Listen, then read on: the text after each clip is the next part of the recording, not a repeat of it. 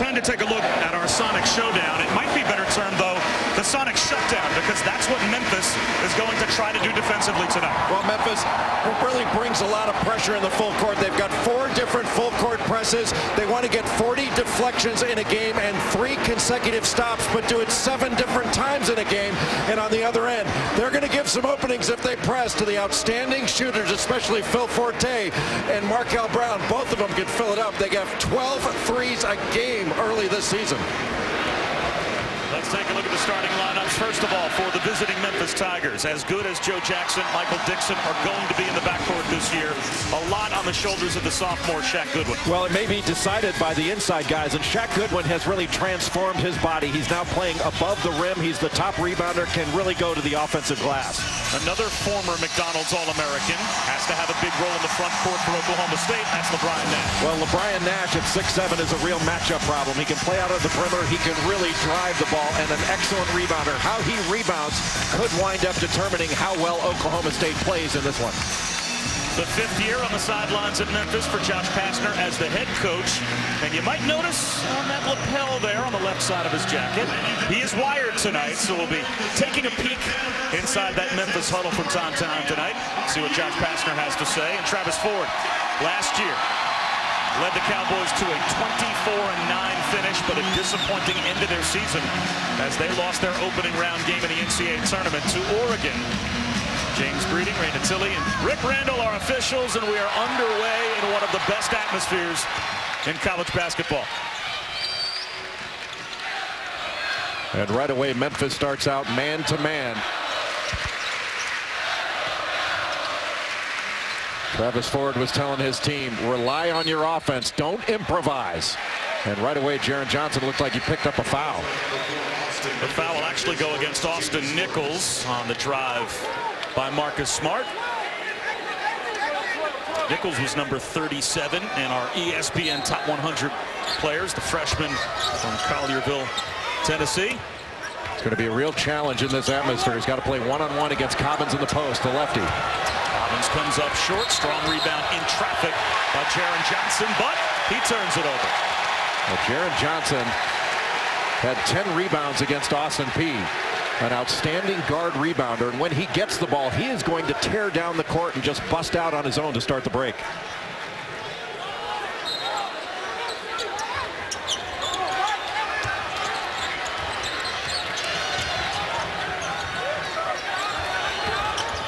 Markel Brown, old school floater, just bounces off the rim, and it's run down in the corner by Michael Dixon Jr. 4 senior guards for this Memphis team, and they can really take you off the bounce. A lot of ball screens. They want to try to get into the paint and make something happen.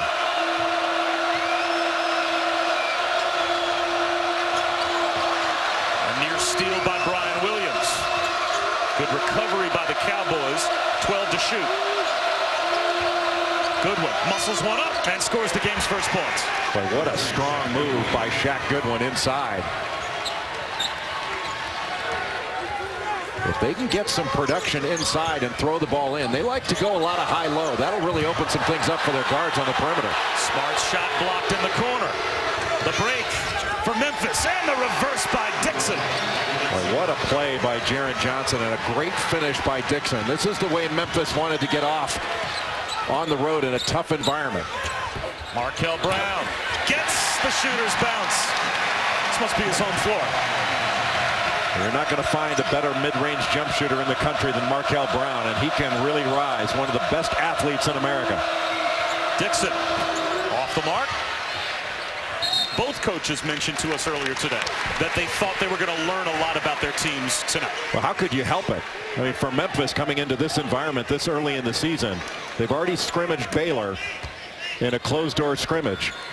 And Oklahoma State has not yet been tested. This is the biggest test they're going to have. Marcus Smart, what a spin move and a finish by the preseason Big 12 Player of the Year.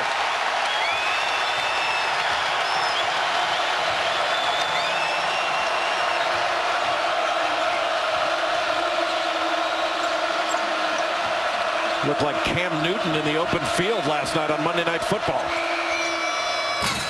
Dixon, straightaway 3 won't go.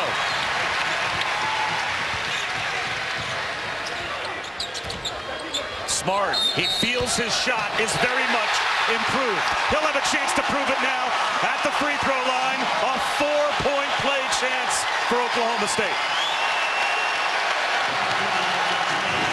In transition, this is like standing in traffic and trying to get in the way of a New York City cab. This is one strong player. It's not like he's going against a little kid. Jaren Johnson is a big, strong performer, and this is a play that last year I don't think Marcus Smart would have made. He wouldn't have pulled up from that level and taken that shot. He would have tried to bull his way all the way to the basket. Foul called on Jaren Johnson as Marcus Smart completes a 4-point play. He is just a complete basketball player, and if he can start to knock down that perimeter shot, that's really the weakness that he's had, is his perimeter shooting. The 1-4 set right now that goes into a dribble handoff.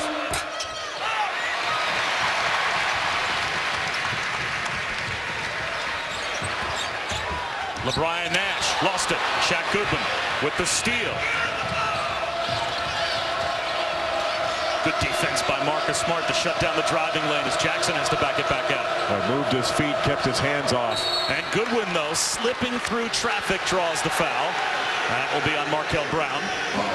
Goodwin's really made some quick moves when he's gotten the ball. First in the low post when he hit that little over the shoulder. He sort of slips the screen to the free throw line, then makes a quick move once he gets the ball right to the rim. You mentioned the work that he's done in the weight room. I'm talking to Josh Pastner earlier today. He said last year as a freshman he played at the rim. Now he feels this year he'll play above the rim. And his stamina is so much better. He's getting up and down the floor. He's able to play extended minutes. He's just got to play without fouling. That's a real challenge for both he and Austin Nichols. And already early in this game, Josh Pastner going with a 4-guard lineup. So rebounding is at a premium. That means all 5 guys have to go to the glass, but especially Shaq Goodwin. Are they playing bingo on the sideline? Well, with all the seniors, bingo would make some sense. Who has 4 seniors outside of a retirement home? Only Memphis.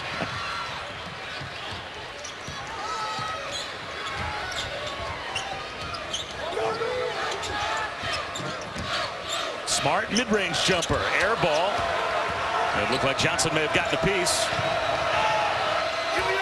Trying to go rim to rim, Michael Dixon. He draws the foul. Marcus Smart immediately signals that he's the guilty party. Check that Michael Cobbins called for the foul. Well, Cobbins was there. Had he gone straight up, that would have been a difficult finish for Michael Dixon over the long arms of Michael Cobbins, who's an outstanding shot blocker, averages over 1.5 blocks a game for his career, but he brought that arm down, and when you bring it down, that's when a foul is going to be called. Well, it's been a roller coaster for Michael Dixon Jr. Sees the transfer from Missouri. Last season, he was suspended for the first 6 games, only to leave the school after 2 sexual assault allegations became public. Now, no charges were ever filed. So when he took his case before the NCAA, they used the Des Wells to Maryland case as a precedent. And because charges were never filed, just as in the Des Wells case, he was granted immediate eligibility and feels as if this is now kind of a rebirth on and off the court. Well, he's handled it well thus far, and he's been a member of a high-level team at Missouri, where he was a all-defensive team member in the Big 12. He's played in this building twice at Oklahoma State. Hadn't had a whole lot of success. But he brings a lot of experience to this Memphis team, and he stepped in right away seamlessly. Well, he racked up awards 2 years ago, his junior season at Missouri, all defensive selection, and the 6th man of the year, but he'll be called on to be a starter for Memphis this year. Goodwin comes over, blocks Smart, but the second effort by Marcus Smart extends Oklahoma State's lead. You always have to watch Marcus Smart. He takes the ball out. He got a little screen to post. They were late getting him the ball. He was wide open to start, but he stuck with it after that was blocked by Shaq Goodwin inside. He is so strong. There's not another guard in America that can match his strength. There he is underneath, and that's Jaren Johnson again, not afraid to foul. It was blocked, but he stuck with it and finished with the left hand. He's a big-time player. That last Cowboy foul called on Brian Williams. Good help by Cobbins on that ball screen up top. Wide open look, though, for Johnson. Can't get the roll. 2 Cowboys come together, and it ends up with the Brian Nash. But Brian Williams has got an extra step on his ladder. Blocking foul called on Dixon. off to the type of quick start that we anticipated. Our journey to the tourney continues in just a moment from Gallagher-Iba Arena. It goes by the quarters of the court. It depends on the different numbering systems the teams will have. Right now, they're in their 12 defense. They're going man-to-man underneath. If they went to zone, it would be 22. Hard to handle Marcus Smart, whether he's outside or inside the paint. He's so strong, it's just hard to stay between him and the basket. And he comes off the screens, shoulder to shoulder. You're not going to get in between there. Now, the difference in the game thus far has been Marcus Smart. He's got 10 to start. In the last 2.5 minutes. Goodwin fouled on a reach-in. And that will go against Marcus Smart. When Marcus Smart takes the ball inbounds, he didn't take it in here, but oftentimes when you set the screen, you're going to be the one that's wide open. He sets a little cross screen and immediately posts up, and he's going to post a guard in with this four-guard lineup that's going to be smaller, and he's going to be able to dominate down low in the post. Phil Forte checking in for the first time, and that's noteworthy as he spent part of the day in the doctor's office not feeling well. And already bodies up Michael Dixon, and that ball floats out of bounds. And they'll say that Oklahoma State did not get a piece, so Dixon off to a 1-for-4 start from the floor. But Phil Forte getting fluids today. He had the dreaded stomach virus that every parent prays their kid doesn't get because, you know, it runs right through the house. Marcus Smart draws a foul at mid-floor. So we'll see how much Phil Forte is able to play tonight, Jay. They were not sure he was going to play at all, much less extended minutes. Well, he's a tough kid, and he's played an awful lot of minutes here at Oklahoma State. Played a lot of minutes with Marcus Smart. They've known each other since they've been in 3rd grade. Played on a couple of state championship teams in high school in Texas, and he's averaging 21 a game. He's not missed any open shots thus far this season. To Brian Nash in the post. The tip follow won't go as Kamari Murphy kept it alive. Joe Jackson has his pocket picked by Nash, and here's Smart. We have to give all the credit to Marcus Smart. He's the one that got that turnover with his great court sense.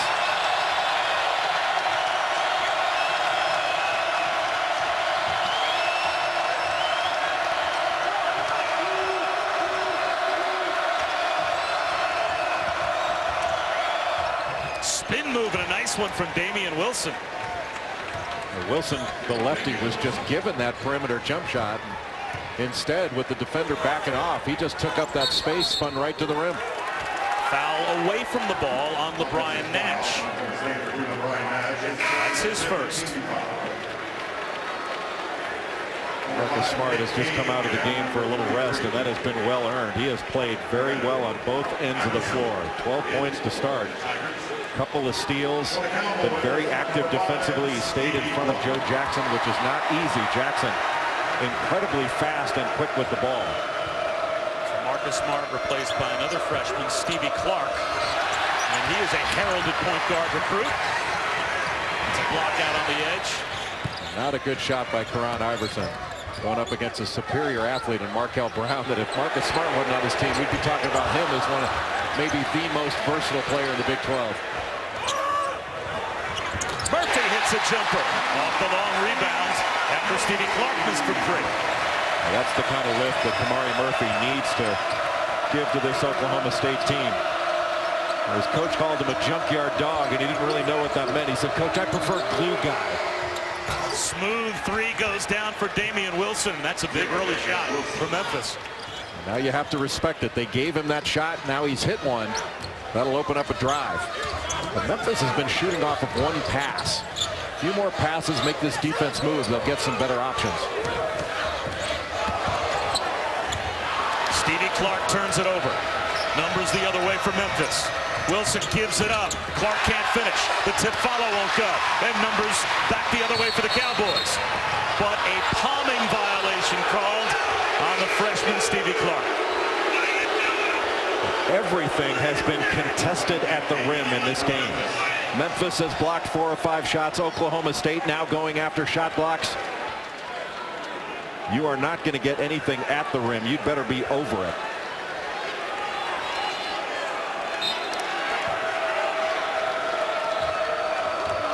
One of the guys that Memphis may want to free up is Chris Crawford. He's playing the point right now, but one of the best shooters in the country. This is Nick King fresh off the bench. He can't hit. That's not his game to take jump shots. He's more of a driver. Good pass. Forte gives it up again. Markel Brown. Long rebound. In traffic. Damian Wilson. Looks like he'll draw a foul. It'll go against Phil Forte.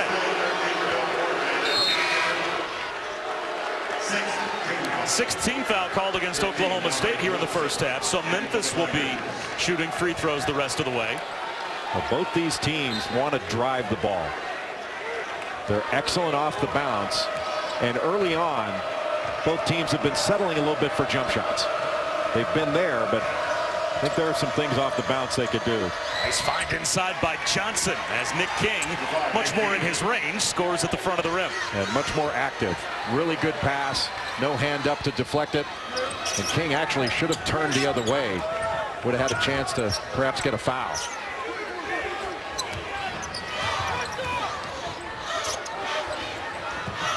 Deflection, another takeaway. Crawford with the head-ahead to Jaren Johnson. His little floater won't go. There's King, though, at the front of the rim again for the putback. And Memphis has come back to tie it up. And when Memphis scores, they can put on some pressure if they choose. They've decided to back it off and play in the half court. We talked about the front courts with these great back courts. The front courts may be deciding this game, and it's got to be on the glass. Markel Brown fouled by Dominic Woodson. When we come back, though, we'll go behind the scenes with Marcus Smart. A Jay Billis film session. This is good stuff. Stay with us. I probably wouldn't take that shot because, you know, I wasn't that confident in my shot at times. Now, I'm not going to say I wouldn't have pulled up, but I wouldn't have pulled up this confident than I did with this shot. So this is something now that if somebody doesn't pick you up in transition, that's right at the NBA line. Oh, yeah. You're pulling that up. I'm pulling that up. Again, last year, what would be the chances that in this circumstance you would take this shot? Wouldn't be high. I would probably just still try to bulldoze my way into the lane. And Marcus Smart, true to his word, with a little step back jumper beyond the three-point line. He got fouled. It goes in. 5 of 8 from the field, 1 of 2 from 3 for 12 points to start out this ball game for Marcus Smart. Last season did not shoot the ball well from three-point range. This season in just 3 games and part of a 4th. Not a great improvement, but he is shooting a much better ball this year than last year, and he's still got a lot of room to improve that perimeter shot. The rest of his game is already there, and especially you can see his communication there. He's talking to Stevie Clark, an outstanding freshman, and mentoring him. His voice is such a commanding presence out on the floor. After spending time with Marcus Smart, though, yesterday, we talked about what your takeaways from that were. And you didn't even talk about basketball. The first thing you talked about was, this is an impressive guy. I mean, just to sit and speak with him about why he decided to come back to Oklahoma State rather than enter what was one of the weaker NBA drafts in a while. He probably would have been a top 5, top 7 pick last year and instead opted to come back for his sophomore season. I've never heard so many plaudits coming from coaches about a young player that I've heard with Marcus Smart, about his maturity, his leadership, and everything you've heard is true and then some. I mean, he's 19 years old. I was asking him for advice. Did he give you any good ones?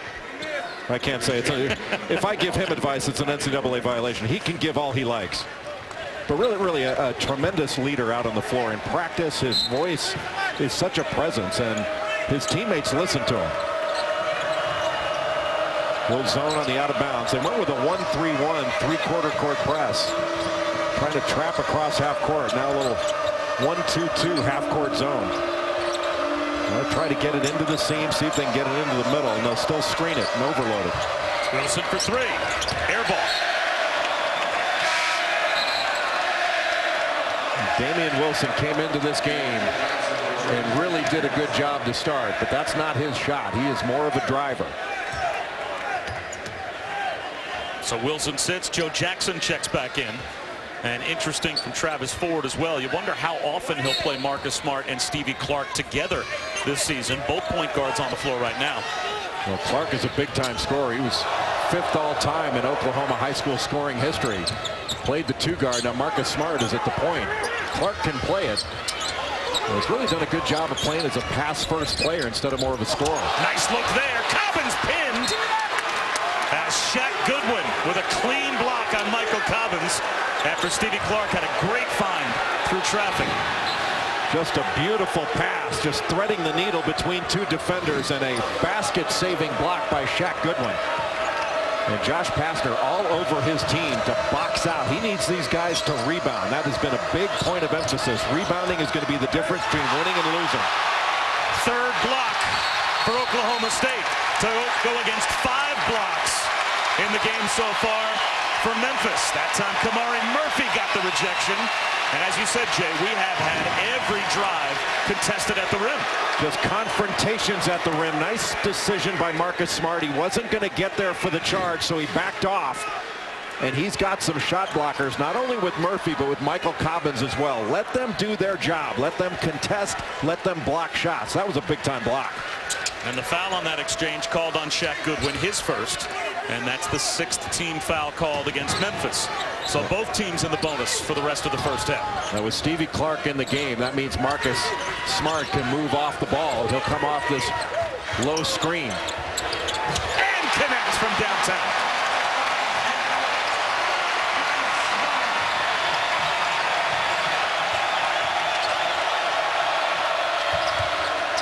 Austin Nichols can score with either hand. That was a strength that Josh Pastner said he has, and he flashes it there.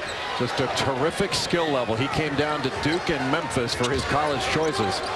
A Memphis kid who can really run the floor. He's got great hands and a terrific touch. He just needs to get stronger. Marcus Smart, can he stay high? He'll get fouled again and shoot 3 free throws. That close to a chance for another 4-point play. And Marcus Smart clearly feeling it, and he is playing aggressively. You can see him just waiting there and moving Jaren Johnson off that low screen. And he catches that ball ready to shoot, squared his shoulders, and again squaring up. And Johnson trailing the play. You got to get some pressure on the shot, but the last thing you can do is foul a 3-point shooter. This is where Marcus Smart makes his living in college. He shot 215 free throws last year. He'll shoot at least that many this year. He'll wear a hole in that spot at the line where the nail is. Rafe LaFrentz back in 1998, the only other Big 12 player of the year to return to school.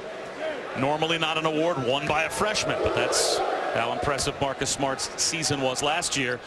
And he was a unanimous AP preseason All-American heading into his sophomore season.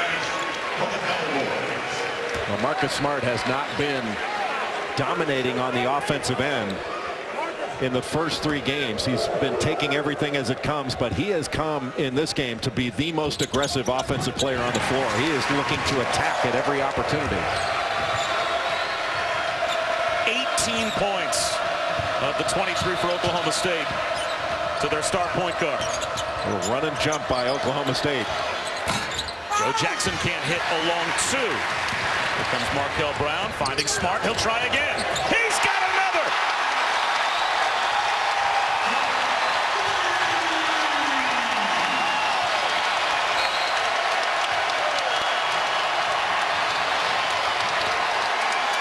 Markel Brown commits the foul, and all that does is give the crowd a chance to heap more praise on Marcus Smart. Marcus Smart, the preseason Big 12 Player of the Year. Any questions? What a phenomenal start to this ball game for Marcus Smart. Just showing every facet of the game, and he's been terrific on the defensive end as well. And one thing that Josh Pastner, the Memphis head coach, cannot stand, it's giving up open threes. And the threes that Marcus Smart has been taking, those have been contested. He's had a hand up on, in fact, been fouled, but they've been getting to him. Those are not easy shots that he's making. We've already seen Memphis once in this first half take a punch, come back to tie the game at 16. Now they fall behind again. And free throws made by Shaq Goodwin. Maybe we'll see if before halftime they can take this second punch and come back. Well, this is a veteran team. Are you kidding me? 24 points in the first half so far for Marcus Smart. Wow.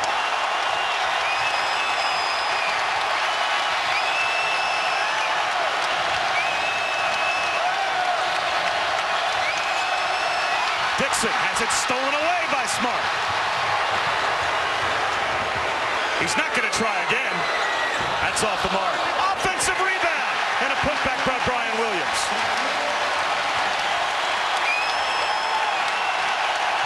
Marcus Smart drew 3 defenders, and that opened up the offensive glass, and the glass has been dominated by Oklahoma State. It'll stay with Memphis. And that will bring Nick King back in the game. Marcus Smart outscoring Memphis alone. What has he not done? There's not a facet of the game that he has not performed in this ballgame. Offensively, on the defensive end, alert for steals, talking, leading. His last 12 points came in a span of 1 minute and 12 seconds. He needs more minutes. Deflection. Loose ball. And it looks like a timeout will be granted to the Oklahoma State sideline. We'll step aside for 30 seconds and come back to Stillwater. I think they'll be heard. It's loud in here right now. Well, they've had a lot to cheer about from Marcus Smart, but he's not been alone. He's just been the protagonist, the leader in this show, and his teammates have been diving on the floor. They've been all over the glass. And Memphis got to find a way to get some easy baskets. It's been all jump shots for the Tigers. Clark penetrates. The throwdown inside by Michael Cobbins.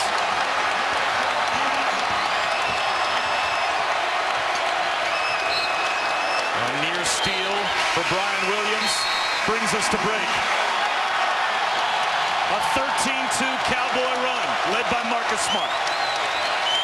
Well, Marcus Smart decided to come back. He did not go into the NBA draft where he would have been a top pick. He came back to Oklahoma State. And they've not only raised the roof, he has shot the lights out here in the first half against Memphis. Hawker and Rodney Hood combined for 51, but Duke struggled containing the ball off the bounce. We'll talk much more about that at the half. Kansas struggling against Iona right now.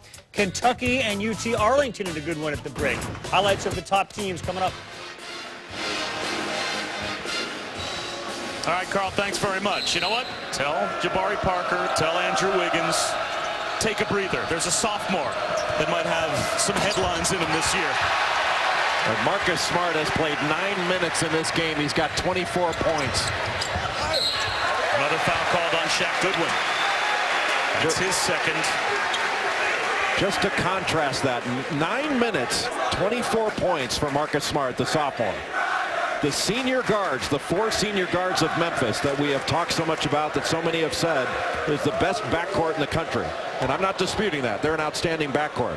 They played 36 minutes, the 4 seniors. They've combined for 4 points. I think Marcus Smart had balance coming in. He had chip on both shoulders about who was the best backcourt in the country. I think he's putting in a bid for Oklahoma State right now. Let's see if Memphis can bite off any of this deficit with Marcus Smart on the bench. And how long will he sit with Oklahoma State up by 15?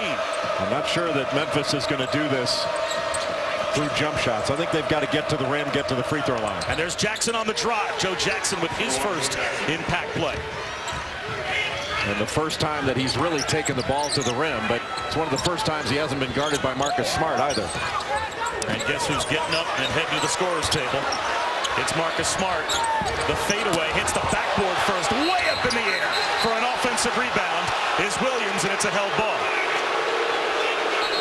So Memphis will get it as they've got the possession arrow in the 2K Sports Classic at the Garden. The semifinals begin Thursday night at 7 Eastern. UConn takes on Boston College. The championship game Friday at 7 Eastern on ESPN2. Indiana and Washington, the second half of the Thursday night doubleheader. Boston College has gotten off to a rough start. They've had a very difficult schedule. Olivier Hanlon had a terrific ball game the other night against Florida Atlantic. I think he had like 38.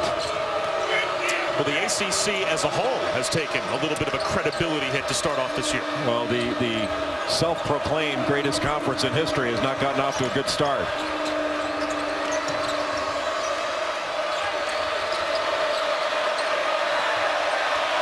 Shot clock to 10. Jackson behind a screen. Off the mark. With a wall off inside and Kamari Murphy with the rebound. Smart for three. And an offensive rebound on the weak side by Brian Williams. Markel Brown. His turn to try from long range. Crawford is able to snatch the loose ball. And Karan Iverson, the freshman, turns it over. Murphy fouls. He'll go to the line.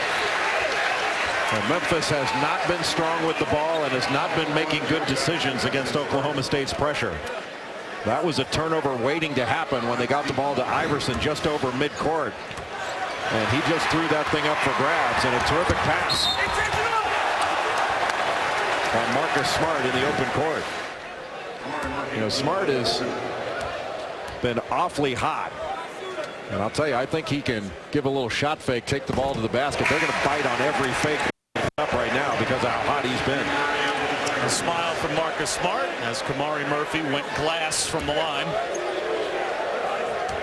That foul on Joe Jackson, his first.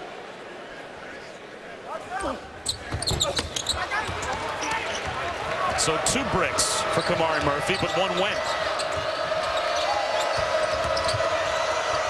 A floater blocked as Crawford had it projected. Well, Smart did such a nice job of angling him. The lob, unable to finish, though, way above the rim was Brian Williams. Jackson in transition. He'll attack and roll it over the front of the goal and get it to go. But use his left hand. That was not an easy shot over Kamari Murphy. Murphy does a nice job of staying straight up and down. Smart can't hit, forced it. And here comes Michael Dixon Jr. 5-on-4 for Memphis. Dixon will go to the rim. That gets blocked. It will stay with the Tigers. It doesn't matter whether it's big guy or guard. This is a lineup with tremendous athleticism. Brian Williams, a spectacular athlete. Markel Brown, a spectacular athlete. And both Murphy and Cobbins long-armed and athletic. Well, that was your takeaway from both practices. I couldn't believe how athletic Oklahoma State was. I've seen Markel Brown a lot. I've seen Marcus Smart a lot. I'll tell you, when you look at the complete package, Williams may be the best athlete on the floor as far as just pure run and jump is concerned. And there's number 4 in white, out guarding the ball on Chris Crawford. Jackson lost it, taken away by the freshman Stevie Clark. The hit ahead to Williams. And he's able to finish.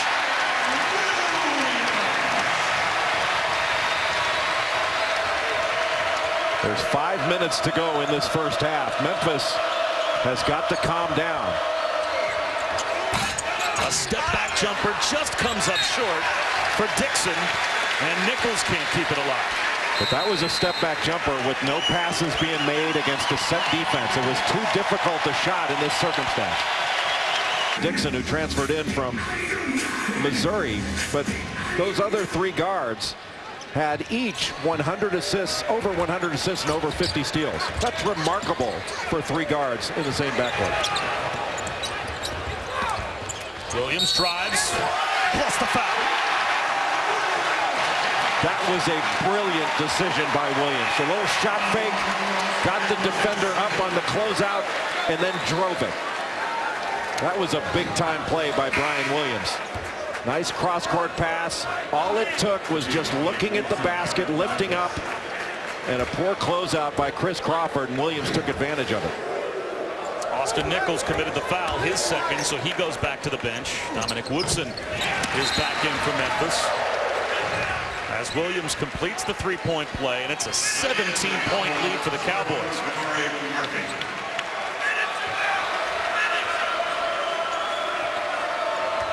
Well, Memphis has been in tough situations before. But the last time this team played in a game this high level, they got blown out by Michigan State in the NCAA tournament. And this team, Oklahoma State, excellent defensively. Josh Pastner, as the head coach for Memphis, is 0-12 against ranked opponents, 0-7 against the top 10. Now, that's probably a small sample size in that he's in his 5th year. You're only playing a few ranked opponents a season and some in the NCAA tournament, because your conference schedule, as Johnson's able to finish inside in Conference USA, is not going to compare to the competition they'll face this year. Yeah, they're going to have a much better schedule. Twice they'll play Louisville, twice they'll play Cincinnati, twice UConn. They'll give them a lot more big-time RPI games to play. And they still have a matchup coming with Florida. They've got the matchup tonight against Oklahoma State. They've got some marquee teams on their schedule. They'll play Gonzaga as usual as well. So he feels like his team will be much more battle-tested come March. Oh, I agree. I mean, Josh Pastner's averaged 27 wins a year. Boy, Kevin Durant just walked into the building. Well, he's missed quite a show to this point in the ballgame. He must have heard about it and came over from Oklahoma City so he could see Marcus Smart. The jump hook for Dominic Woodson. Memphis will try and cut into this lead before halftime. And another turnover. Not a good decision by Markel Brown. Giving it right back, though, sloppy in transition, Jaron Johnson. Right now, Travis Ford is telling his team. Welcome back to the journey to the tourney. Bob Wischusen alongside Jay Billis here in Stillwater. And while we were away, another legend, Coach Sutton, in his normal seat here at Gallagher-Iba Arena. The great Eddie Sutton did such a great job here at Oklahoma State. Right now, Travis Ford, the head coach here, now 3rd all-time. Great backdoor cut. And Marcus Smart will go to the line. Terrific pass by Markel Brown. Well, that was a set play. They came to the open side, and Chris Crawford just got caught leaning. Woodson came over to try to block it. There's no way you're going to knock Marcus Smart to the floor. Stopped a little handoff, really well done and well executed. That was a terrific pass by Markel Brown. Second foul called on Woodson. So now Shaq Goodwin, Austin Nichols, and Dominic Woodson all with 2 fouls apiece. And we wondered how much Phil Forte was going to play tonight and if they would need his scoring. He was averaging 21 a game coming into tonight to lead Oklahoma State through their first 3 games, but Marcus Smart's done it by himself.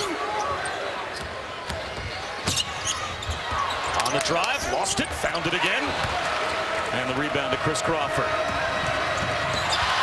End-to-end Brian Williams gets his swat away. What a play. Brown, high off the glass. Terrific decision by Stevie Clark. And Brown, talk about an extra step on the ladder. He went right over Woodson with that right hand and lofted that up over him to avoid the block shot. He was terrific this summer at the LeBron James Skills Academy in Las Vegas. That foul on Stevie Clark, his first, and the team's 9th, so still a 1-and-1 for Memphis. Oklahoma State has just kept the pressure on all over the floor. An offensive rebound kept it alive. The baby jumper won't go for Woodson, but in traffic, it still stays with the Tigers. Everything has been contested. And Oklahoma State there to challenge every shot. They've really not given up much easy in this game. Good job by Jaron Johnson to save and keep the possession alive for Memphis. As Michael Dixon Jr. just came back on. A near turnover and a bailout foul as Kamari Murphy is called for his first. And the Puerto Rico tip-off quarterfinals Thursday on ESPNU and ESPN2. As we'll have a host of games. The semifinals will follow Friday and the championship game Sunday at 6:30 Eastern on ESPN2. The highest ranked team among this group, VCU, will take on Florida State in the nightcap. So Michigan coming off that loss to Iowa State. And Melvin Edgem of Iowa State, coming off that injury, was phenomenal against Michigan. And that'll be a terrific matchup between the size of Florida State against the pressing of VCU, the havoc that Shaka Smart's team can bring in the full court. An illegal screen call on Kamari Murphy. They were just going to that open side again, see if they could catch Memphis napping for a backdoor or perhaps lob. A little bit too much by Murphy on the screen. You got to be set. And a lot of times that's the guard that leads a player into that. As a guard, you've got to be set and allow your screener to get set before you take off. So that's Murphy's second. He goes to the bench. King comes back on for Memphis. He will replace Damian Wilson. Right now, Josh Pastner's got to be telling his team that they need to rely on their offense more instead of relying on their individual skill sets. Move the ball, move yourself, and then attack. When the ball goes side to side, they're going to have an opportunity. If it stays on one side, they're not going to be able to beat Oklahoma State. Boy, excellent help by Cobbins. Jackson's in trouble. Lost the dribble, found it again. Woodson couldn't handle the pass, though, from Jackson.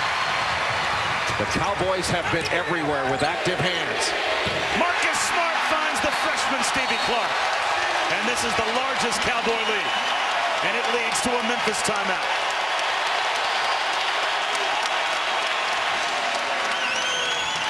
Steals, blocks, rebounds.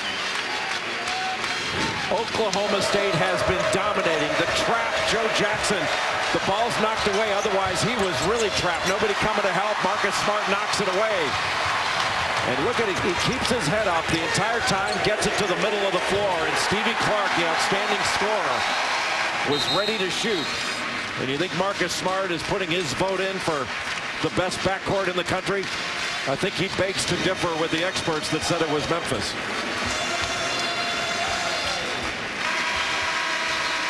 Let's take a look at tonight's Wendy's Wooden Watch. We've got two players that are on the watch list for the Wooden Award in tonight's game. And one of those two has sent a big-time message from the minute the ball was thrown up. Well, fortunately for the rest of the country, the Wooden Award is not going to be voted upon tonight, because if it were voted upon now, I think Marcus Smart would win it hands down. With all the great performances we've seen, Jabari Parker at Duke, Julius Randle at Kentucky, no one has been as good as Marcus Smart has been in this first half. Smart gets the steal, misses the three. And a chance in transition for Michael Dixon. He'll swoop in and draw a foul.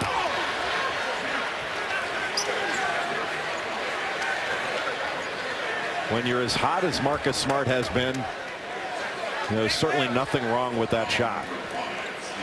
But you still want to see him balance it with using that tremendous strength, his ability to get to the free throw line where he does most of his damage. Stevie Clark called for his second foul. Memphis now 6 of 9 at the free throw line as a team, and 2 of those misses have been the front ends of 1-and-1s. And Michael Dixon, a terrific scorer. He can shoot it, he can get to the rim, but he's been met at the rim by shot blockers and shot challengers. And it hasn't just been Michael. We've had 11 blocked shots here in the first half combined between the two teams. A 2-3 set. And Joe Jackson got caught holding Marcus Smart. They set a little double away, and then Smart turned around to come off the single. And that's Jackson's second. Oklahoma State runs a lot of really good offense. They've got so many different weapons. Guys that have different skills, that they've got a number of shooters and a bunch of guys that can put the ball on the deck and attack the paint. Both teams in the double bonus now, so it's an automatic 2 for Marcus Smart. A unanimous AP preseason All-American. The only unanimous selection among the top 5. This were a game of Monopoly. You'd want to buy that free throw line because Marcus Smart's going to owe you a lot of rent. He's there all the time. Crawford for 3. A rebound inside by Smart. Boy, what a box out. He took Nick King right out of it. Had it knocked away, though, and here comes Crawford.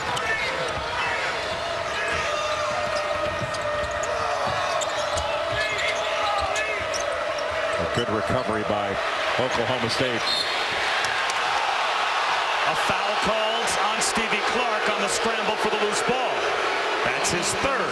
Boy, that was a tough call. Clark did everything you want a player to do. Active with his hands, knocked the ball away, and then went down on the deck to go get it. I don't know what, maybe with his right hand might have grabbed the right arm of Joe Jackson, but not a lot there. It's one of those tough calls.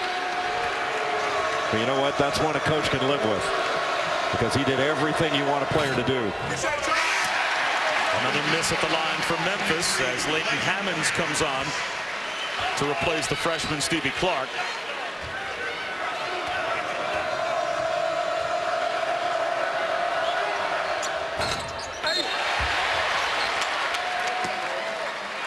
Not only a free throw miss, but a foul called on the rebound. Looks like they got Woodson pushing off inside. That's his second. Check that. That's Dominic Woodson's third.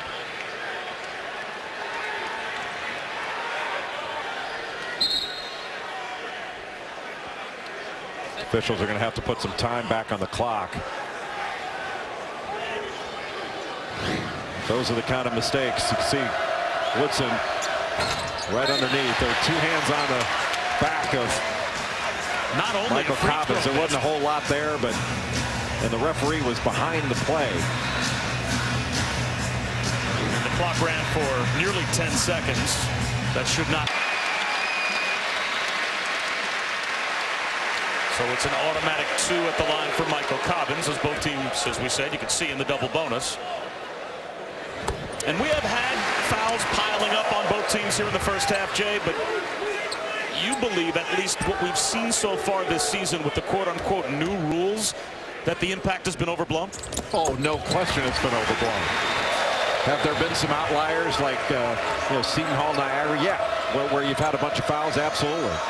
But if this game were last year, you'd have guys holding cutters, and Marcus Smart wouldn't have gotten some of these shots off. He would have been held. The game's been played on a much cleaner basis, and the game's better for it. Nichols picks up his dribble. Shot clock to 10. And Dixon is fouled by Williams. Yeah, Williams just had the arm bar right on the hip of Michael Dixon. And anytime you put your hands on a ball handler, you're doing it for one reason. That's to impede the ball handler's progress. Second personal on Brian Williams.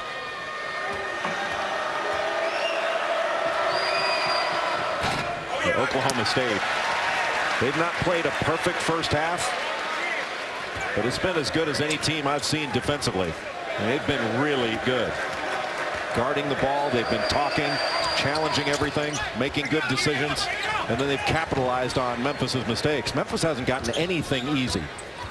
And they've hurt themselves at the line as well. They're only 8 for 14 from the free throw line here in the first half. So a chance to hold for the final shot. I wonder who'll take it. Going with the horn set. Smart on the backdoor cut, looking for Brown. Still chance for Dixon. Gives it up, and King draws the foul with 0.7 seconds to go. What patience shown by the senior guard, Michael Dixon, to realize even with that little time on the clock that he had time to give it up in transition and make a play. A little bit too early for that kind of play by Marcus Smart. One of the few bad decisions that he's made in this ball game, and not a very good decision to foul. You want to challenge there, but you do not want to foul and send Memphis to the free throw line.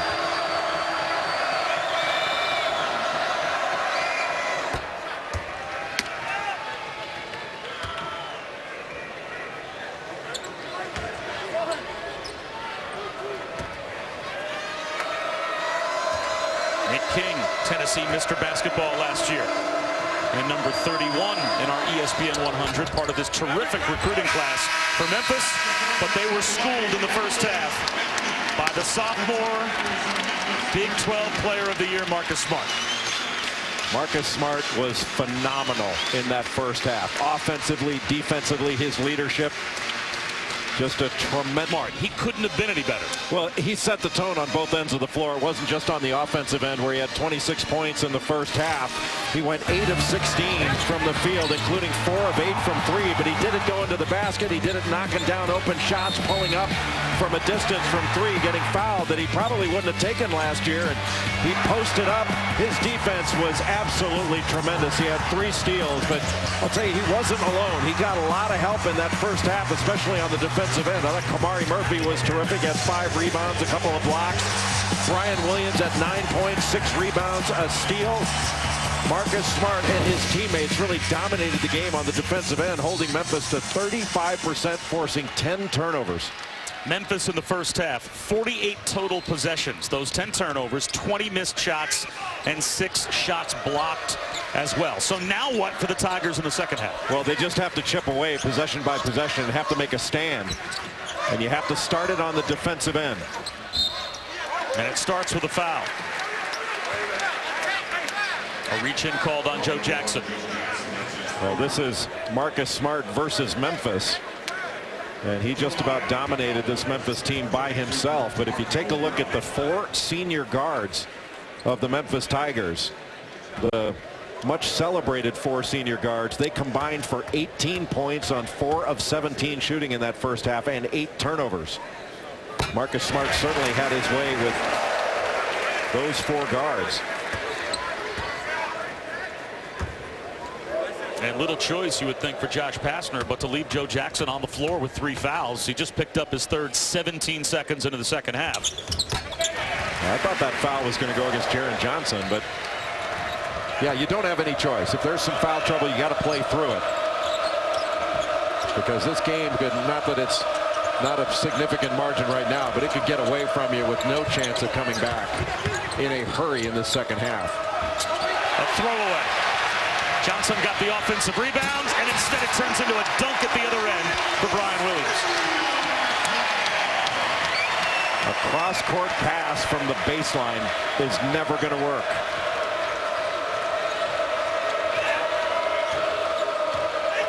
Boy, Jackson can't even get the ball right now from Marcus Smart, not letting him have it. He's just face guarding him.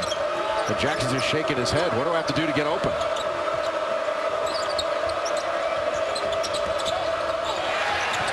Smart knocks it away.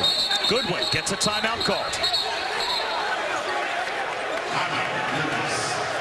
And Marcus Smart has dominated this game. He is so alert defensively, talks, sees the ball, knocks that thing away. Just a dominant performance on both ends.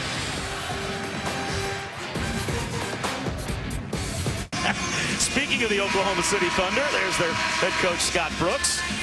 An off night for the Thunder after a win last night, so why not make the drive over to Stillwater and watch Marcus Smart, who we did go to Kevin Durant at halftime and ask him his thoughts as attacking the rim is Shaq Goodwin, and he'll go to the free throw line. And Kevin Durant's quote, Marcus Smart is really good, which I think probably crystallizes the thoughts of everyone in attendance tonight based on what we have seen already. Markel Brown called for the foul on Shaq Goodwin. Markel Brown not about to let Shaq Goodwin dunk that ball. 2 tremendous athletes going after it. Yeah, this is really a test for Memphis coming down the stretch here. They've still got 18:50 to go in regulation. Well, can they fight back in this environment and make this respectable? Good for Shaq Goodwin, who attacked the rim. There was a little bit of an exchange between Goodwin and Michael Cobbins on the held ball before the last timeout. Chris Crawford coming from behind to try to back tip that ball and got called for the foul. That's his first. And he has been really quiet in this game. He hasn't been able to find any open looks. I mean, he's an NBA caliber 3-point shooter, and he has not gotten anything in this game.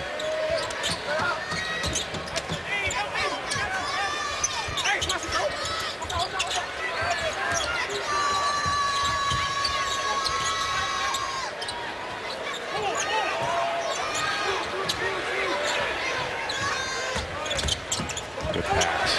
Brian Nash with a ball fake, pulls up at the elbow. That won't go. The offensive rebound out of the scramble, and Michael Cobbins keeps it alive for the Pokes. First to the floor has been Oklahoma State.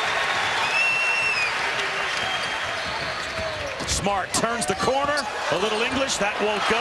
An offensive rebound, point blank range, and Cobbins couldn't convert. Nichols turns and gets the roll. One of the few times that Memphis has been able to get the ball into the paint and allows them to put some full court pressure on him. That is one tough guy to trap, Marcus Smart. Goodwin kept it alive on the baseline. Johnson pulls up. That won't go. Well, Oklahoma State has done a nice job of boxing out on the glass. That ball hit the floor because Memphis couldn't get to it.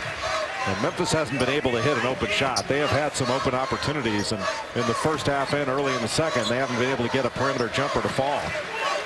Well, the Tigers are 1 for 7 from three-point land, and overall shooting only 35%.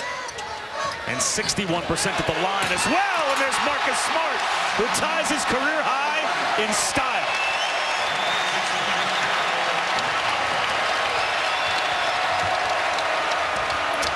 Goodwin leans in. That shot's blocked. Michael Cobbins rejects Goodwin. Markel Brown shakes and bakes and has his shot knocked out of bounds by Austin Nichols. Just a little guard-to-guard pass. And then a back pick by Michael Cobbins. Nobody talks. The freshman, Austin Nichols, not used to this kind of play. Didn't see it coming. And nobody steps in front. That was just way too easy. No pressure on the ball. And Marcus Smart, that was a great way to tie a career high. Markel Brown down. Looks like he's trying to work out a cramp. So Stevie Clark, the freshman, gets up off the bench. And that's certainly worthy of being a SportsCenter top 10 nominee, as that's a nice way to tie your career high. And almost assuredly Marcus Smart will have a new career high in short order with 16:40 to go in the second half, and his team up by 20. You know, it's hard to really think of what he's done wrong in this game. You know, a couple of turnovers, maybe a 4-shot here or there, but that's it. He's been phenomenal on the defensive end, Marcus Smart. Our next journey to the tourney game is the Basketball Hall of Fame tip-off champion. Possible meeting between North Carolina and Louisville, and North Carolina dropped in the polls, of course, as they lost at home to Belmont in a game where, from the free throw line, they were as bad as you could be. They missed 26 free throws in that game against Belmont. It was a game that, even as well as Belmont played, J.J. Mann had a terrific ball game. They knocked down 15 threes, did Rick Bird's Bruins. But even with all that, North Carolina should have won that game. I mean, they had a lead late into the game. They started turning the ball over. 13 seconds to go. They didn't even get a decent shot. And Markel Brown having a tough time with this cramping, getting off the floor. Well, he's a tough kid. He has really had a good start to his senior season. A player that's gotten better and better every single year and scratches in just about every category of the stat sheet. You know, this has not been his best game in this one, but he hasn't forced anything, and he has played every defensive possession hard. Byron Houston's the only other player in Oklahoma State history with 200 assists, 100 steals, and 75 or more blocks. Nice turnaround by Michael Cobbins on the bench. Those are the numbers that Markel Brown has hit across the board, besides being an 1,100-point scorer. Well, what a pretty post feed by Marcus Smart. Got away with a foul there. Jared Johnson, his own miss. He's able to stick it back up and in. I really think that Memphis has got to drive the ball. They've got to put Oklahoma State in a position to foul. They're not going to jump shoot their way out of this. They're going to have to defend and get to the rim. Michael Dixon Jr. called for the foul. That's his second. Memphis was the last Division I program to begin their season. They've only played one game. They beat Austin Peay on Thursday. Every other team in the country had played a game before they finally played one. Oklahoma State has played 3 games, and they won those 3 games by 56 points, 53 points, and 34 points. But of course, All you have to do is take a look at the competition level that they play to explain it, but they have been just that impressive tonight as they are blowing out the 11th ranked team in the country. And that's the way LeBron Nash needs to play. Wow. Chalk up another statistical check mark for Marcus Smart as he sends that one into the third row. What can't he do? Oklahoma State has challenged every shot near the rim. Marcus Smart coming over from the weak side, head near the rim, blocking it. And, you know, at that time I would have been an 18-year-old kid. You know, I'm still young. I'm still in the enjoying my life stage. And that's kind of just growing up really fast. So, you know, before I go, I wanted to make sure that I mature a little bit more and understand a lot more of what I'm getting myself into, what I'm getting ready to do, and make sure I have no regrets about it. That doesn't sound like a 19-year-old. No. Doesn't sound like a 50-year-old either. He's got maturity well beyond his years, and he's not only enjoying his life, he's enjoying this game. Jack Goodwin finishes the alley-oop. While he was talking, got another block shot. He's so alert to the ball. Marcus Smart doesn't play his man. He plays the ball, and he sees his man.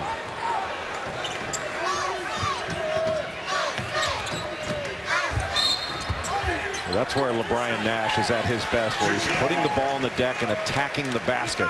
Cleared aside, and he got all the way to the rim to pick up that foul. Another Wendy's Wooden Watch as we take a closer look at the work that Marcus Smart has done so far tonight, already tying his career high, and that's a lot of columns to show up in the box score. Still with 15 minutes to go. You know, most players are definable. You could say, well, he's a shooter, or he's a defensive specialist. That guy's a rebounder, shot blocker. You can't really define Marcus Smart by that because he does everything well. Like, he's not a great shooter. That's the one thing you could say, okay, he really needs to improve upon that to become a true, complete star. But he's just a player. I mean, you can play him at the point. You can play him. He can guard absolutely anybody. Go down into the post. There's really nowhere on the floor he can't play. King hits a three. That allows Memphis to put on some full court pressure.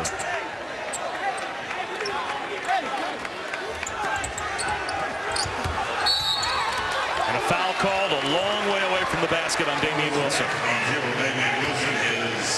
How hard is it now with the quote-unquote, as we said, new rules to press? It's not. That would have been a foul last year.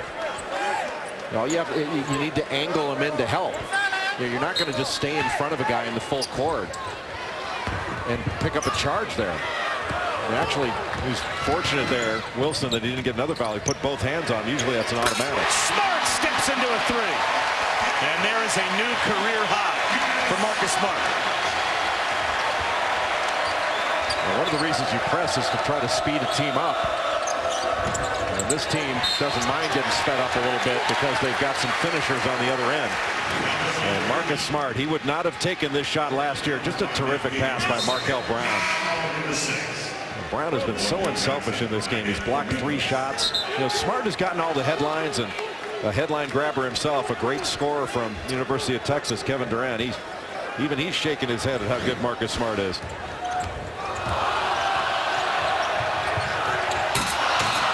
Finish on the lob is Michael Cobbins. It went right through his hands, and then he came down hard, and he is holding the back of his legs. Yeah, those are just cramps.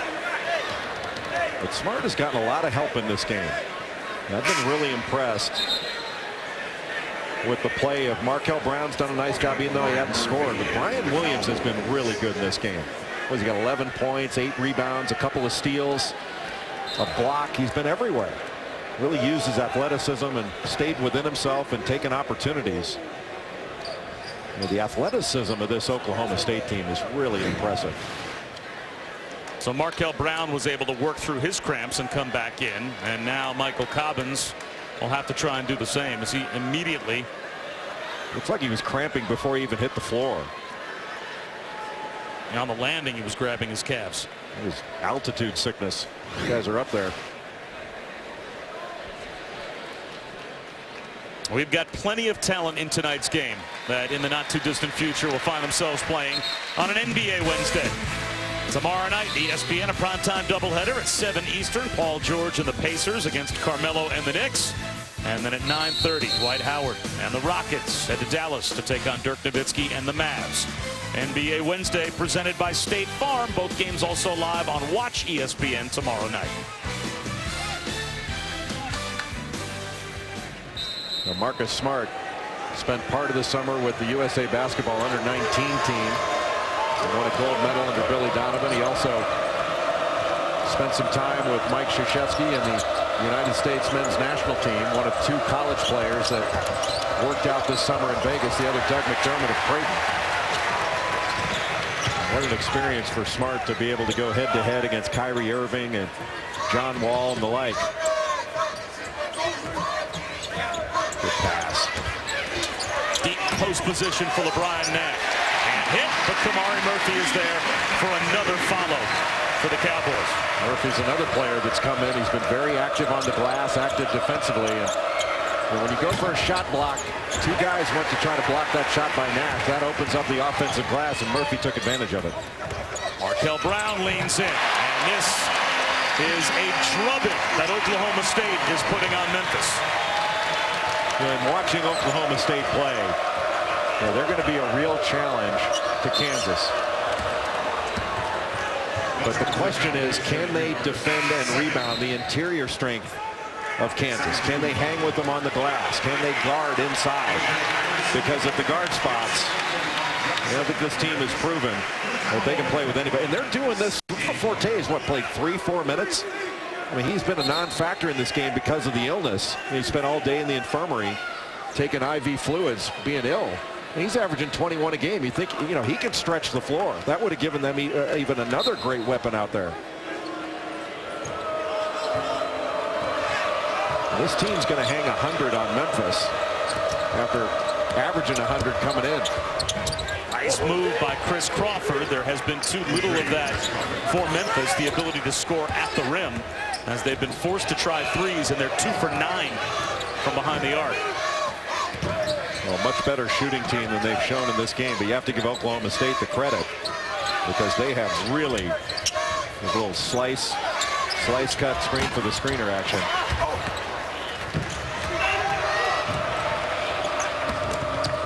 Dixon can't get it to go. Here comes Brian Williams crossing over with the finger roll. Oh, what an outlet pass.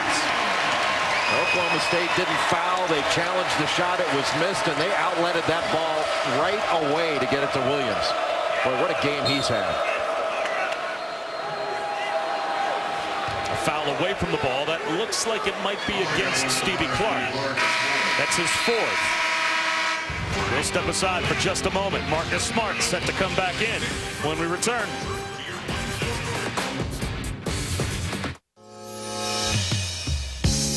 We'll be rocking on Saturday night at 8 Eastern as game day is coming to Stillwater for Baylor, Oklahoma State. Baylor trying to get to 10-0 for the first time in team history, and if they win that game, they are all but assured of passing Ohio State for number 3 in the BCS. They are just fractionally behind the Buckeyes in the latest BCS rankings. As Shaq Goodwin commits the foul. How do you think Urban Meyer's going to feel, Jay, if his team remains undefeated and once again they drop back a spot and very likely could end up being a 25-0 football team over the last couple of years? Now, last year they weren't eligible, but when was the last time you ever even thought about a Big Ten team like Ohio State going undefeated and not having a chance to play for the national championship? That is looking more and more likely. It's really a remarkable time in college football, and I tell you, I have to agree with Kirk Herbstreit that what we're seeing from Alabama, the domination of the game that they have shown over the last several years has really been incredibly impressive. And I agree with them that we're going to look back years from now saying, remember that run that Alabama had? Put that with the greatest runs that college teams have ever had. In a conference where we once had 2 lost teams playing for the national championship. That's how much respect the SEC gets. That is a brick thrown up by the freshman Karan Iverson. Inside Goodwin, and he'll go to the line. Shaq Goodwin has continued to fight and to play really hard. It's awfully difficult on the road in this type of environment when you're down like this to keep concentrated on what's important, and you don't want to get out of character. Goodwin has stayed true to form. He's really stayed in there and fought. He's been on the floor diving for loose balls. But this has not been the showing that Memphis expected, certainly from their guards. They have just been dominated by the Oklahoma State guards. And it hasn't just been Marcus Smart. It's been a team effort by the backcourt of this Oklahoma State team. And that young man, Brian Williams, has had a phenomenal game. 13 points, 8 boards, couple of steals. He's been everywhere. Shaq Goodwin becomes the first player in double figures for Memphis. And we approach the midway point of the second half. Marcus Smart was in double figures before anybody broke a sweat. Well, Memphis has shot 35% in this game. They've settled for a lot of jumpers. And they've been searching in this second half, and it certainly hasn't been easy. They've shot under 35%. Cobbin swoops in, and it's good to see both players for Oklahoma State that had cramping issues earlier this half get back on the floor. Markel Brown returned some time ago, but now Cobbin's back in the game also. Goodwin can't throw it down. His second opportunity also won't go. On the offensive glass hustle for Nick King in a bucket. Marcus Smart lost his footing at midcourt, but not his dribble. How good is that? Eventually, though, has his pocket picked. And back comes Goodwin. King spins. He can't score, but he'll go to the line. And he went down hard. Kamari Murphy committed the foul.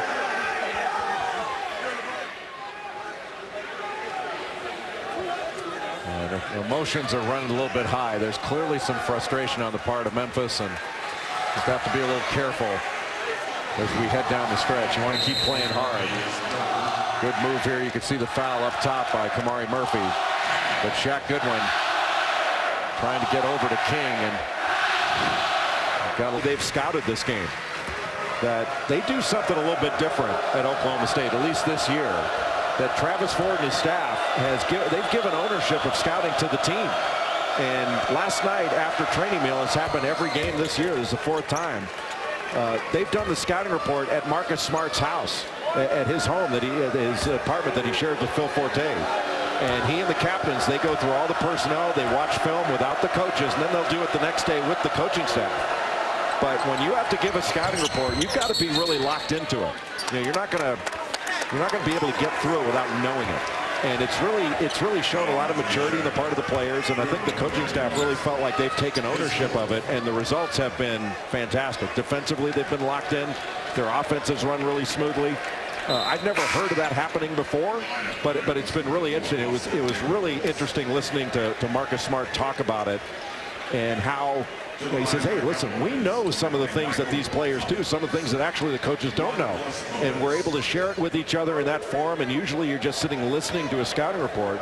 He said we're more locked in when we're able to participate in it. And I thought that was really tremendous. Shaq Goodwin committed that last foul. That's his 4th. And you mentioned the relationships that the players have that maybe the coaches aren't around for. Shaq Goodwin and Marcus Smart 2 summers ago were teammates on Team USA's under-18 national team. And this is also an interesting shot. It was Marcus Smart and Markel Brown who spent a long time sitting side by side watching Memphis warm up. And just talking about their assignments, things they had to be aware of and wanted to reinforce. And you know, that's what an older team does. Now, Markel Brown's an older player. He's been around. But Marcus Smart, I'm not sure that there's a more experienced sophomore in the country with what he's been through, not only with USA basketball, he's played overseas. He's played a lot of high-level basketball, and he's got an understanding of the game that I think is beyond, is certainly beyond most sophomores I've ever seen. Markel Brown fouled on the drive by Michael Dixon. That's his 3rd. Well, Travis Ford said earlier today about Marcus Smart that he thought a big factor in his development, but also coming back this season, was his ownership of the team and the fact that they put him at point guard last year. And he almost said it as if there was some debate about whether or not they were going to play Marcus Smart the majority of last season, if at all at point guard. Maybe they envisioned him as being more of a 2 when he came here. He was so good at the point last year. I was surprised that he said that there would have even been a debate about what position he would play, but giving him the ball developed his game faster than even Travis Ford expected. Well, it developed him also as an NBA prospect faster and made him more valuable. To have a guy of his strength and size to be able to play the point guard position, and he can guard anybody. You know, I think most people were surprised that he came back. I was. Travis Ford says that he was not, that he expected him to be back, but he left the decision. He and Marcus Smart's mother left it up to him. They said, it's your decision, it's your life.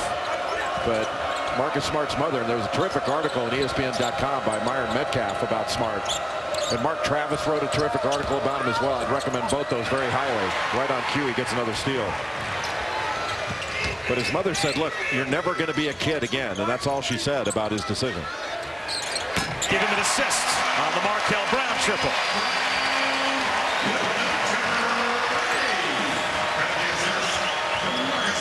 Okay, Markel Brown has shown a heck of a lot of maturity himself. You know, there might be some players that might not take too kindly to being overlooked as much as he has been, because he's a really good player and would be getting a lot more acclaim were it not for the attention paid to Marcus Smart.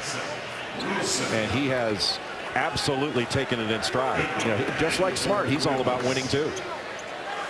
Jaren Johnson shaken up on that held ball. The possession arrow will keep it with Memphis.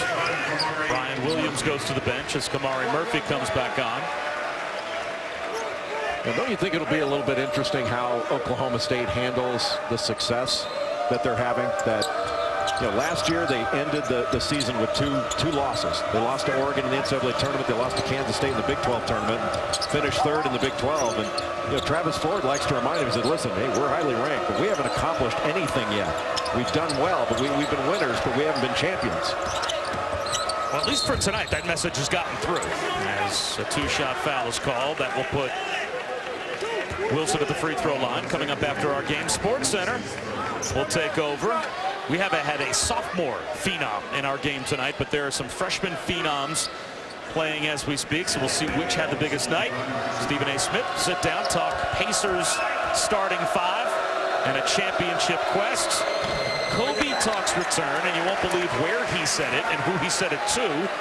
Steve Levy and John Bucci-Gross will be anchoring Sports Center as soon as we're done here at Oklahoma State. Well, there has been the question of, have the freshmen gotten too much pub? Have they gotten too much hype? My answer would be no. That I think they've lived up to it and then some. That Jabari Parker of Duke and Julius Randle of Kentucky, Andrew Wiggins of Kansas. I mean, they have absolutely lived up to it. The floater goes for Marcus Smart, and he adds to his career high up to 34. Really, the only question now for Travis Ford is how long do you keep him in? Ron Iverson will go to the free throw line. Well, back to your point earlier, though, I think about Oklahoma State, and maybe tonight, in a small sample size, is evidence that they are going to play with a chip on their shoulder this year. That seemed to be something that he was worried about, that last season they came in as kind of an unheralded team, and they thought they were better than they were, and they went down to Puerto Rico and ran through that tournament and sent a message and kind of played with that chip on their shoulder all season, because didn't seem to be a lot of believers in how good they were. This year they come into the year ranked 7th. You know, the poll that just came out last week after they dominated their first few teams ranked 8th. He was worried that they might maybe be reading too many of their own press clippings. Well, they haven't practiced as well as he would like. They certainly didn't practice particularly well yesterday. Oklahoma State threw the ball all over the gym. And I think if when you watched him, you're thinking, geez, if they play like this tomorrow against the Memphis press, they're going to turn it over 25 times. Well, they certainly didn't. This has been a dominating performance in every way by Oklahoma State. And, boy, you can't give Stevie Clark that much space. He is a scorer that is turning into a fine point guard. He's been a nice surprise, I think, for Travis Ford and his staff, the way he has embraced the point guard position, embraced being a pass-first point guard instead of a score-first point.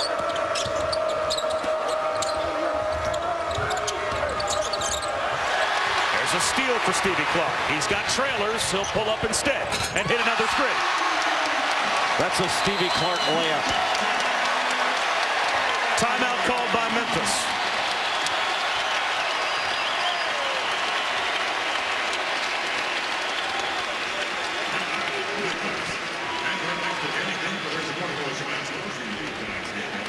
The 2K Sports Classic at the Garden. The semifinals Thursday night, game 1 at 7 Eastern on ESPN2. Features a Boston College team off to a very slow start with a bit of an old rivalry game against number 18 UConn.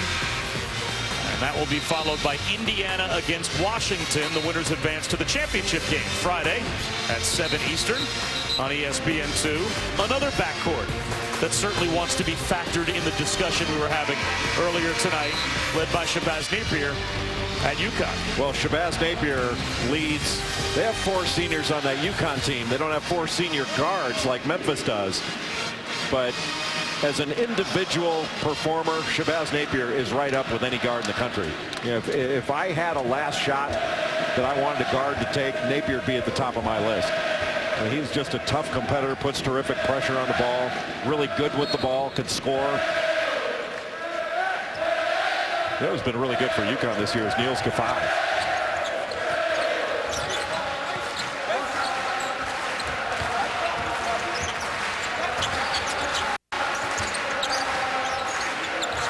Well, Memphis, this is something they're going to have to bounce back from quickly because they have a difficult schedule, both non-conference and then when they get into, what is their new conference name? The AAC, right? You know, the American. They want to call the Athletic American. Conference. The American. For me, the American is 2 eggs scrambled, bacon, and choice of toast. I'll join you. Markel Brown rises up. That comes up short. Marcus Smart found the loose ball, and a foul has been called. When we return, we'll take a look inside the shoot-around earlier today with Travis Ford at Oklahoma State. And they have really done a good job in doing exactly what they wanted to do. And he echoed just over and over, let your offense score for you. Just don't improvise. Make reads off the offense and let the offense work for you.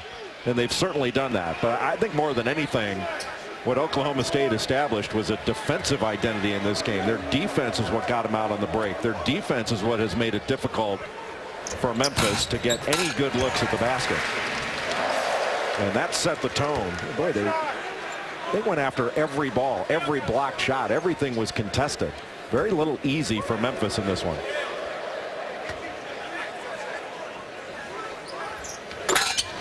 .36 for Marcus Smart. Really what you want to see from Memphis going down the stretch is no hanging of heads and that they keep going after it. You know, this game is lost. They're not going to win this game. There's no question about that.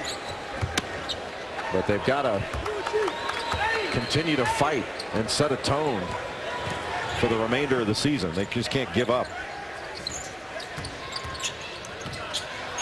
Nice job by Chris Crawford. Good hands to get the takeaway. And to finish, he has back-to-back buckets. Well, Crawford's had a rough night. He's not been able to get any open look, but he's such a good defender. Well, it may not look it in the game we've seen tonight, but Memphis has some really good on-ball defenders. And they've been taken apart in this one by Oklahoma State. These teams are headed to Orlando in the Old Spice Classic coming up in their next round of games. And you could see Oklahoma State taking on Purdue. And there's Memphis taking on Siena. So there's a chance as they move through those brackets, we could get a rematch in Orlando on December 1st in the championship game. Well, Memphis, if it works out that way and they wind up playing LSU, LSU is a much improved basketball team under Johnny Jones. I got a chance to watch Johnny O'Bryant this summer at the LeBron James Nike Stills Academy, and he was terrific. I mean, he had some real battles with some of the guys he went up against. Noah Vonleh of Indiana. Those guys went head-to-head. Javante Reddick of VCU. And nobody got the best of O'Brien.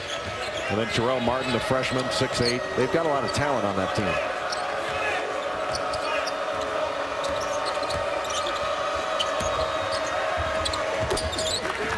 Currently over on ESPN News, Sports Center is airing, and it's coming up next here on ESPN as soon as we're done at Gallagher-Iba Arena. Shaq Goodwin hits a jumper. He's done a good job in this game. He's got 13 points, couple steals, couple blocks, 7 or 8 rebounds. He's fought hard. Didn't get a whole lot of help.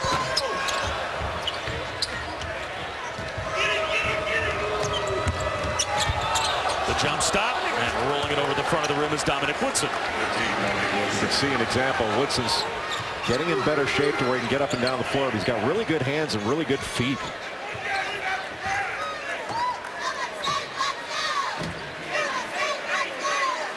Oklahoma State really trying to burn some clock. You got to watch out for a ball screen here off these handoffs. Here it comes. Smart's fouled, and he'll go back to the free throw line. Dominic Woodson picks up his 4th. So good at going after that secondary defender. You know, Marcus Smart, his game has really matured. He's not just looking to beat his man. He's looking at the the secondary and tertiary defenders, but he's going to take them on. Did you see that in his game as a freshman or as his freshman year progressed, or is that part of the development that's gotten him even early in his sophomore year to this level? I saw more toward the end of his freshman year, where he started, you know, he's always got his head up and he sees the whole floor. I think his vision continued to improve. Going with a little zone defense now. Try to make Memphis take a little more time off the clock before launching a shot up. It didn't take long on that one. Saved in the corner. Nope, on the end line is Woodson, so it goes back over to the Cowboys. You know, Smart's so strong that if he can get into the lane, well, he's going to draw contact and get to the free throw line. 215 free throws last year. It's 7 a game. And he shoots a high percentage. He shot just under 80%. Nash hit the underside of the backboard. He'll go to the line. Well, Marcus Smart is 11 of 14 from the free throw line tonight. So as much damage as he's done from the field, he's gotten to the line regularly as well. Well, that's 2 games in a row that he shot 14 free throws. And he may not be done in this one, but you know, 92 points with 4.5 to go. Oklahoma State, I think it's pretty clear, can score. And I think they've shown in this one that they can defend at a really high level. Dominic Woodson is now done as he fouls out. You know, at the top of the conference, I would put the Big 12 up with anybody. That with Kansas, Oklahoma State, you know, I think Baylor is a really good basketball team. Now, how good, we'll see. We're going to see them in Maui, in the Maui Invitational. They've got length, size, athleticism. I'm not sure they're ready at the same level that Kansas and Oklahoma State are. Is Iowa State a sleeper in the Big 12 again? I think so. And having DeAndre Kane running the point, you know, he wears number 50, transferred in from Marshall. And he's an excellent passer. One of the best passers in the country. He's playing for the Thundering Herd. And he obviously brought that skill with him to Ames, Iowa, because he was very good against Michigan. Well, that was a really good job in transition by Stevie Clark. King leans in, and he'll have a chance for an old-fashioned three-point play when we return. 3:49 to go in the second half, and it has been all Oklahoma State from the start. Yes. For 6 from the three-point line. That's inverting your offense, pulling them away from the basket, knocking down threes. Yeah, he's a junior. The freshman, not bad. Parker, Randall, and Wiggins all in double digits in points. Double-double for Julius Randle. Back to you guys. All right, Carl, thanks very much. And as much as those performances from the freshmen tonight have been impressive, we may have witnessed tonight the most impressive performance of the night, because this is the highest level of competition that any of these star players have faced, and Marcus Smart has put on a show. I don't know. Frank Kaminsky was 43. It's pretty good. Pretty good. I would not have predicted he'd have 43. That's tremendous. Well, Marcus Smart's got 38. On the fast break, Nichols draws another foul. Marcus Smart has been great. I got to tell you, I was really impressed by some of the quote-unquote supporting cast of Oklahoma State. Brian Williams from the opening tap I thought was really good. Markel Brown played a complete game. He's got 16 points in this one. 4 assists, 3 blocks. And he didn't force anything. But I thought Williams was terrific. And Kamari Murphy came in, grabbed a bunch of rebounds. I think he had 7 or 8 rebounds, a couple of blocks. Stevie Clark played a really good floor game. Now, there's a lot to like about this Oklahoma State team, and it's not all Marcus Smart.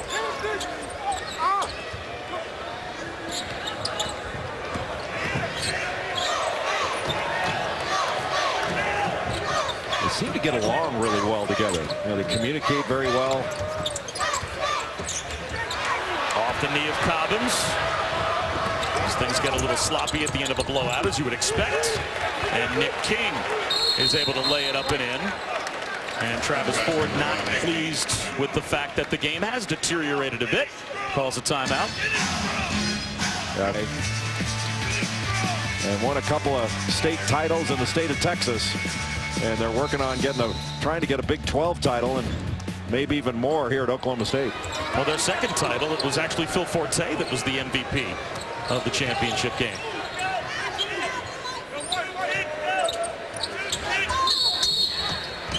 Marcus Smart is fouled on the cut through the lane, so that will send him right back to the free throw line. It's so hard to stop him.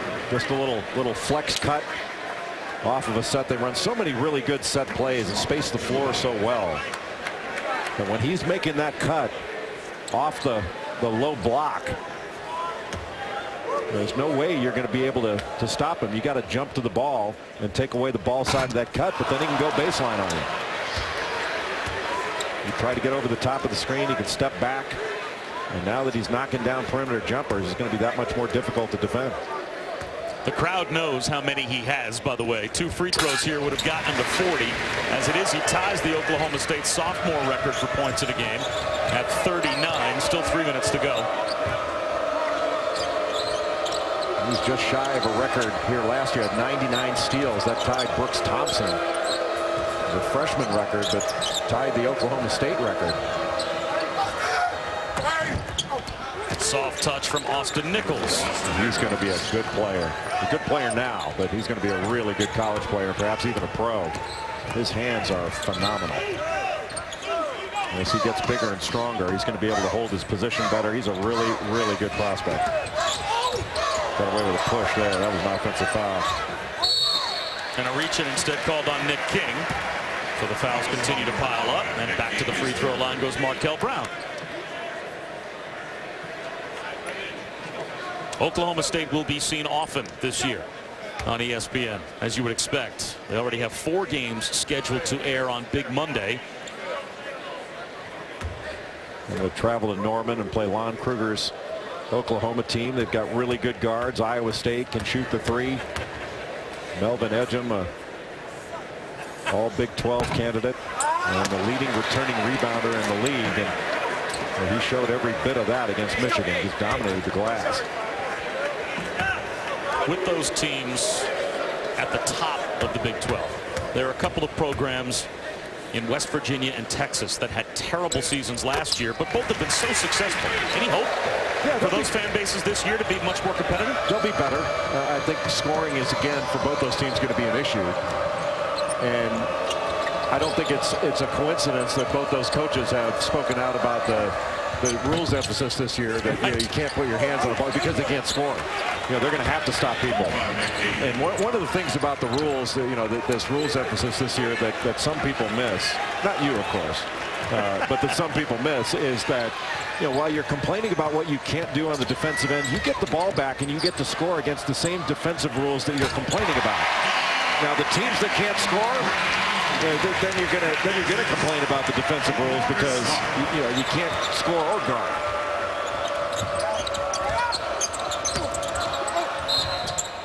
Back to the free throw line goes Nick King, as Oklahoma State's a point away from the century mark. I like the way Nick King has played in this game. There's not been a lot of positives for this Memphis team, but Nick King has been one. Just a freshman out of Memphis. He's a lefty, really strong and a versatile player that's still learning how to play. But He's really good around the rim and a really good finisher. I think he's a good rebounder as well.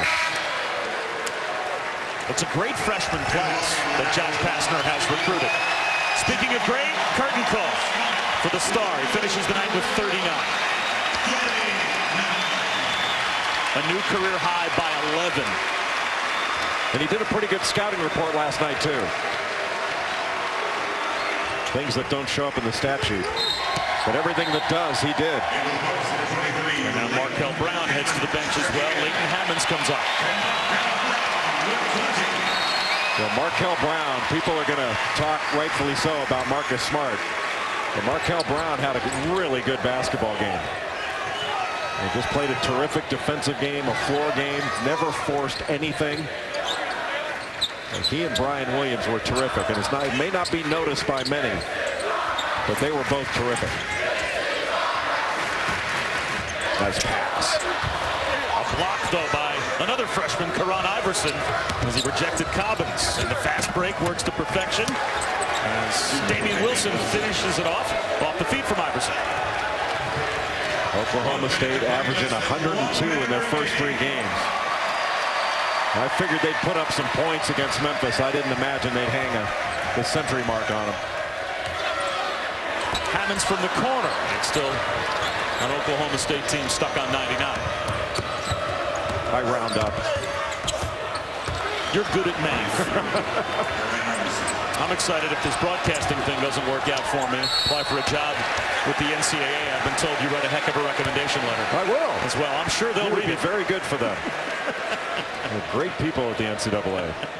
Foul that will give Oklahoma State a chance to hit 100.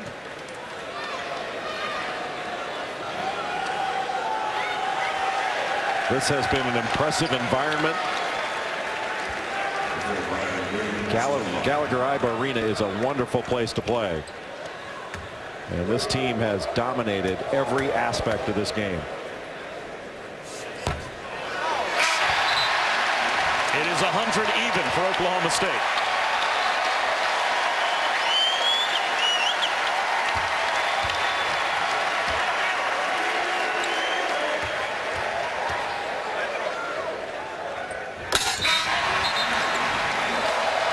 Christian Sager comes on, and Brian Williams. And he should puts Oklahoma State over the century mark and goes to the bench. And Brian Williams should get a tremendous hand from this crowd because he played a whale of a basketball game. 15 points and 8 rebounds for Williams.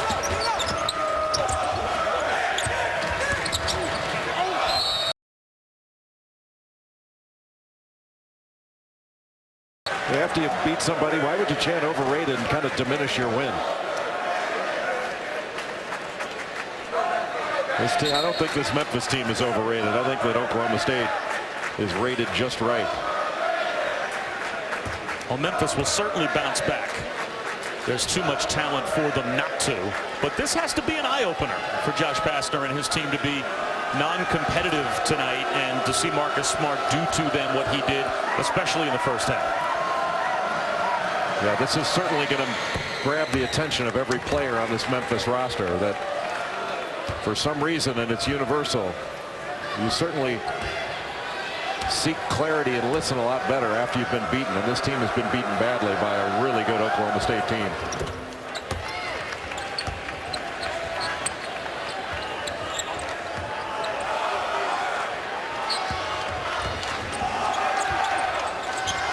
We roll down the last 15 seconds with a turnover by Oklahoma State, and still some hustle shown by Memphis with 12 seconds to go.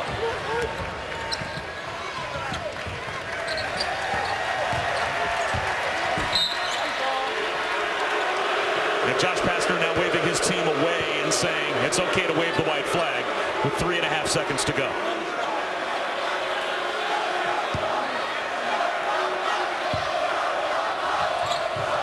And the final here at Gallagher-Iba Arena, Oklahoma State dominates Memphis. In their first big test of the season, they pass it with flying colors, 101-80. Coming up next, you can stay tuned for SportsCenter. Oklahoma State stays nearly perfect against non-conference home opponents. We'll come back here to still